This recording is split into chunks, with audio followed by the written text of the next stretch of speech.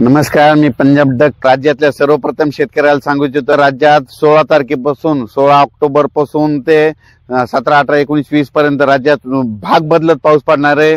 सर्वदूर काही पडणार नाही, म्हणून खास करून हा शेतकऱ्यांनी अंदाज लक्षात घ्यायचा। नसता शेतकऱ्याला वाटेल की हे सगळीकडे पडतो का काय, सगळीकडे नाही पडणार, काही भाग सोडून देईल। म्हणून ज्यांचा हरभरा पेरायचा असेल, ज्वारी पेरायची असेल, जर तुमची जमिनीतली ओल हडकत असेल तर तुम्ही तुमचं पेरणीचा निर्णय घेऊ शकता, तुम्ही पेरू शकता, म्हणून हे अंदाज लक्षात घ्यायचा।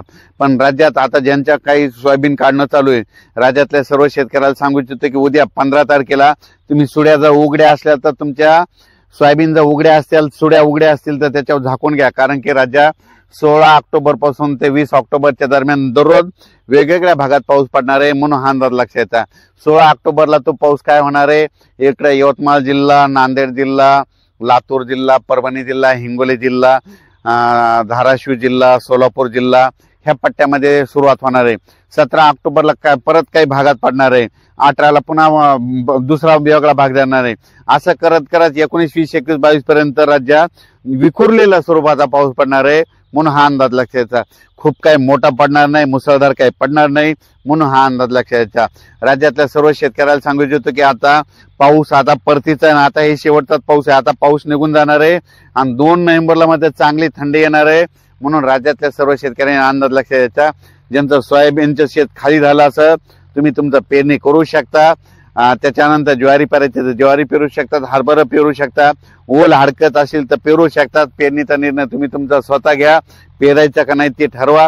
फक्त तुम्हाला एक सांगू इच्छितो, राज्यात मात्र 16 ऑक्टोबर ते 20, 21, 22 ऑक्टोबरच्या दरम्यान दररोज वेगवेगळ्या भागात तुरळक ठिकाणी पाऊस पडणार आहे, खूप काही मोठा पडणार नाही, म्हणून हा अंदाज सर्व शेतकऱ्यांनी लक्षात घ्यायचा।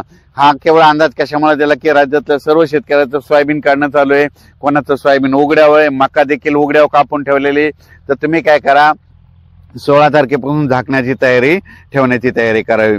परत काय झालं, आता कांद्याचे म्हणजे ते बी टाकणं चालू होतं। कांदेवाल्या शेतकऱ्याला सांगू इच्छितो की आता कांदा टाकण्यासाठी देखील पोषक वातावरण आहे, कारण की झाला आता पाऊस, आता हे शेवटचा आहे, शेवटचा पाऊस सगळीकडे जास्त पडत नसतो, फक्त विखुरलेल्या स्वरूपाचा पडतो, म्हणून हा अंदाज लक्षात घ्यायचा। राज्यात सर्व दूर नाही पाऊस, पण 16 ते ह्या 4-5 दिवस 16 तारखेपासून ते 20-21 ऑक्टोबर पर्यंत दररोज वेगळ्या भागात पडणार आहे, म्हणून तुमचं कांद्याचं रोप टाकायचं तर ते देखील टाकू शकता।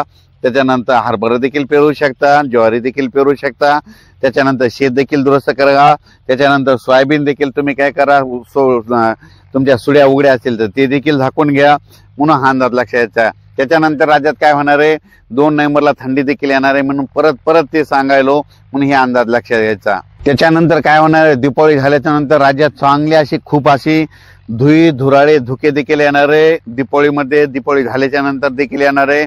मग आपणच समजून घ्यायचा की आता पाऊस आता निघून गेला, म्हणून हा अंदाज लक्षात घ्यायचा। त्याच्यानंतर थंडीची देखील चाहूल लागणार आहे, म्हणून हा अंदाज लक्षात घ्यायचा। ज्यांचं शेत हडकत असेल तर तुम्ही पेरणीचा निर्णय घ्या, म्हणून हे देखील सगळ्यांनी लक्षात घ्यायचं। आणि तुम्हाला एक सांगू इच्छितो की राज्यात पेरणी करत असताना, हरभरा पेरणी करत असताना, ज्वारी पेरणी करत असताना बियाण्याला काय करा, बुरशीनाशक लावा, कारण की ते पेरल्याच्या नंतर मर देखील लागत नाही, म्हणून हे सगळ्यांनी लक्षात घ्यायचं। हा पाऊस जे पडणार आहे, आता परत एकदा शेवटी सांगतो की हा पाऊस सुरुवातीला काय होणार आहे, इकडल्यामध्ये म्हणजे याच्याकडून सुरू नांदेड, लातूर, धाराशिव, यवतमाळ, त्याच्यानंतर लातूर जिल्हा ह्या पट्ट्याकडून सुरुवात होणार आहे।